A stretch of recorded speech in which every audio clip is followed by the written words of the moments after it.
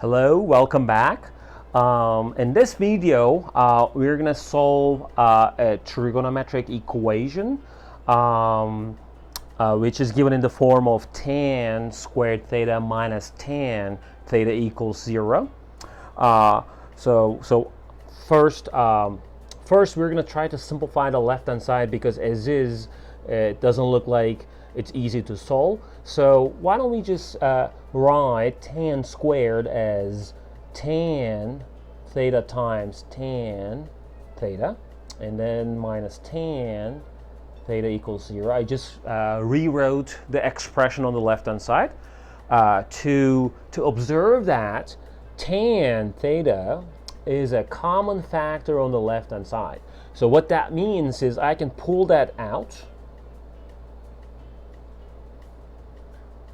and then write it as like tan theta times tan theta, which is going to add up tan squared theta, minus the coefficient of this tan theta is 1, so I'm going to just put a 1 here, and then I'm going to set everything equal to 0. So this way, it's relatively easier to solve this equation. In fact, we know from algebra that if you have the product of like two expressions, and if they are set to 0, we know that either tan is supposed to be 0 or tan theta minus 1 is supposed to be equal to 0. Okay, so we have two different cases for this equation to hold true. One case again is tan of theta equals 0, case number 1, or tan theta minus 1 equals 0. So we're going to solve each case separately, but I just wanted you to remind that tan theta is defined as opposite divided by adjacent. And bringing back up the trigonometric functions formula card here, as you can see from here, tan theta is opposite divided by adjacent. Who is opposite? So for this right triangle here, opposite is the opposite side, adjacent is the adjacent side. So you look at the ratio of that. On the circle of radius r, tan of any angle theta is defined as the y coordinate of the point divided by the x coordinate. So choose a point on the circle and look at y over x. That's going to be tangent theta. And in particular, on a unit circle, let me just give you a better visual for the unit circle. On the unit circle, the radius is 1, right? Tan of any angle is going to be the y coordinate of the point divided by the x coordinate. Okay, so tan. So I'll come back to this, but tan theta is going to be y over x. Right? I have tan theta equals 0. So I bring this back up here.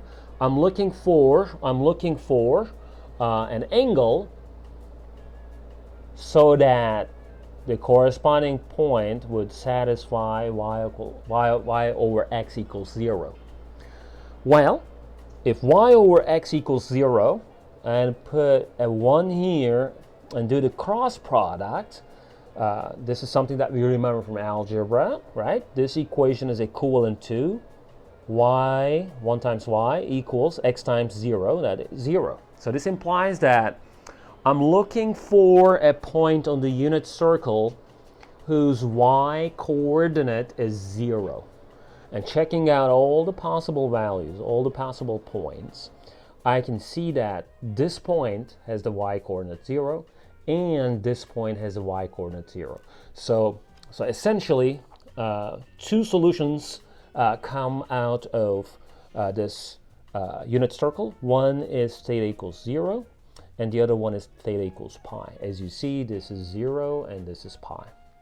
All right, and I'll just do the same thing for this equation here. So this equation is equal to tan theta equals 1. And I'll do the same thing. Tan theta equals y over x, y coordinate divided by x coordinate. That is supposed to be equal to 1. So this implies what? By the same cross product business here. So y equals x. So I'm looking for a point on the unit circle whose y coordinate is equal to x coordinate. We have only 2 points on the unit circle that satisfies y coordinate equals x coordinate. One of them is pi over 4, and the other one is 5 pi over 4. Okay, as you see, x coordinate is equal to y coordinate, as well as here, root 2 over 2 equals root 2 over 2. And there's no others satisfying this property, so I can go back and write the possible theta values to be pi over 4 and 5 pi over 4. Right? Is that the end of the problem? No, because we have more theta values on the unit circle satisfying both equations here. We call that general solution, since there is no restriction on theta.